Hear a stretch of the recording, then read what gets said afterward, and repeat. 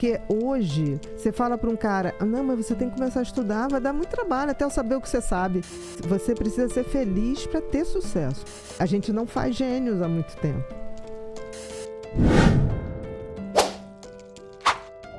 Porque hoje, você fala para um cara, não, mas você tem que começar a estudar, vai dar muito trabalho até eu saber o que você sabe.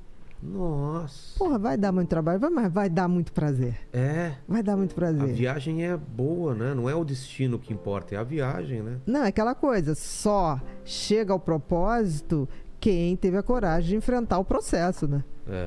Você não vai. Então, a questão é, como membros da natureza, fomos feitos para dar sentido à vida e atingir um propósito. O grande problema é que as pessoas não têm noção como fazem isso.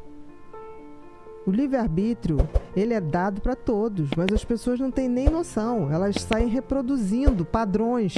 E isso é perigoso no tal do na Neuralink ou qualquer outra coisa, porque quem vai dominar o mundo? É quem vai dominar a informação? Não. Isso era na década de 70, 50, que quem tinha televisão dominava. Os grandes... Esquece, já foi? Já foi. Quem vai dominar é quem vai dominar o pensamento predominante, o mindset. Se você intervir na formação do que é o teu sentido e propósito de vida, acabou. Você está dizendo que no futuro... Daqui a pouco. Todo mundo tem acesso à formação, todo mundo vão ter mais ou menos as mesmas ferramentas. O que vai diferenciar uma pessoa de outra para o sucesso ou para o fracasso é... Ou para a felicidade. É? Sim. A gente sabe hoje, Harvard está estudando muito isso sobre felicidade. Você precisa ser feliz para ter sucesso. Primeira coisa. Porque senão ele não se sustenta. Você alcança... Se você for... Exatamente. Porque aí passa a ser um jogo de dopamina, de vício. Eu vou ter isso. Cada vez mais. Dobra. Daqui a pouco, todos os excessos demais, os vícios... camuflam grandes vazios. O cara não tem propósito nenhum de vida ali, escondido. Não tem mesmo. A gente não faz gênios há muito tempo. Estou dizendo mundiais, né? A gente tem no Brasil, o Nicoleles é muito mais respeitado fora do Brasil do que aqui, né? Muito mais respeitado. Na China ele é recebido como celebridade. Caramba. As crianças na China falam, você é o cara do chute, porque lá se transmitiu o chute, não se transmitiu a chegada da televisão. Porque, claro, é uma inversão total, né? Exatamente, no nosso país. Mas a gente tá perdido. Não tô falando só do não tô falando só do país, tô falando o ser humano. Não sei, mas você por não exemplo... acha que a gente tá perdido num mar de informação, de possibilidades. Eu posso abrir o Tinder e posso... antigamente eu tinha poucas opções, hoje eu tenho todas as possibilidades. Assistir um filme não é um tortura hoje em dia? Como que eu vou escolher um filme? E as séries? E as séries que você fica preso naquele troço? Nossa! Né? Às vezes você perde 2 horas escolhendo o filme e não assistiu nada. E não assiste nada.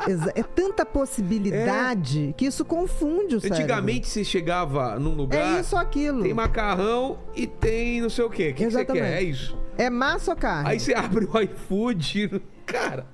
Exatamente. Minha mulher fala, o que a gente vai comer? Eu falo, não sei. Exatamente. Nós temos um excesso de opção. É um excesso de opção. E a natureza não é assim. Mas o cérebro, o que acontece quando você tem muita opção? Entra em confusão. Entra em confusão, porque a gente nunca viveu isso. O cérebro é preparado para escassez. Para sobrevivência. Lutar ou correr. Se esconder ou não sei o que. Exatamente. A gente tem muita opção. Isso criou também. Seres insatisfeitos cada vez mais, porque você deu demais. O ser humano viveu sempre na escassez. Né? Nós somos animais da escassez. A guerra vem das disputas de escassez.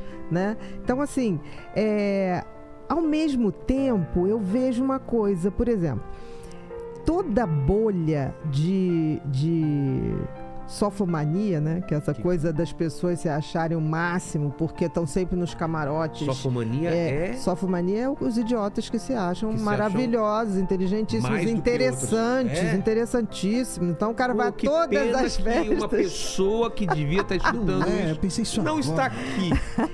Mas ao mesmo tempo eu acho que isso tem uma bolha. A imbecilidade humana tem uma bolha. Por exemplo, eu vou te dizer uma coisa. Eu nunca tinha feito podcast, eu fiz o primeiro com você. É verdade. Nunca tinha feito, que eu falava assim, eu sou do tempo que eu fazia Jô, Marília Gabriela, Ana Maria Braga, mudou, né? Sem Censura. Eu rodava os programas. Tanto que eu vim aqui a primeira vez, eu me lembro que eu cheguei aqui cedo e falei pro Lene, quando for 8h30, você me pede um táxi? Né? Porque aí o Lene falou assim, né? Uma hora e meia, né? Tipo assim, com educação, né? Aí ele falou... 8h30? Eu falei, porque eu combinei com os amigos pra jantar. Aí ele falou, você só vai sair daqui umas 2h30 depois, 9h30, 10h. Eu falei, o quê? Aí eu olhei pro Lene e falei, Lene, isso não cansa as pessoas? Aí ele falou, não. E você viu que as pessoas acharam que a gente ainda podia ter durado mais, né? E eu falei pra você, eu sinto que eu vou perturbar as pessoas, coitadinhas, né? Enjoa. E aí, depois que eu fui vendo o movimento do podcast, é um movimento muito interessante. As pessoas estão cansando da superficialidade. Não, é um contrassenso, né? Mas é lindo. Mas por que você acha que está acontecendo? Porque enjoou o outro modelo? Eu acho que o outro modelo te dava informações, assim, rarefeitas. Sensacionalistas. É o prazer imediato e rápido. É o prazer imediato e rápido, mas não constitui o ser humano. Exato. Não dá alicerce. Eu acho que a gente é feito não vai para relações duradouras, para amizades duradouras, para conteúdos interessantes. É isso. A gente não faz muito tempo, a gente estava em volta da fogueira, passando a noite conversando, trocando E isso trouxe a gente aqui. Isso trouxe a gente aqui. Exatamente. Né? Foi isso que trouxe a gente aqui. Essa união, essa reflexão, essa conexão de cérebros que viviam ali. Tipo, o que nós vamos fazer amanhã? E a pandemia também, eu acho que acelerou isso. De falar, meu Deus, eu não posso viver separado dos outros. Com o lobo frontal, que é o grande maestro da orquestra cérebro, que coordena a quantidade de pensamento que eu tenho, na velocidade de pensamento que eu tenho, ele nasce funcionando menos. É como se fosse um carro que veio com a pastilha de freio um pouco desgastada.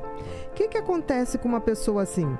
Ela pensa mais rápido, numa velocidade maior. Então ela se perde nos seus pensamentos. Não viu que eu agora há pouco falei o que eu estava falando, Exato. Vilela? Porque um pensamento já estava levando o outro.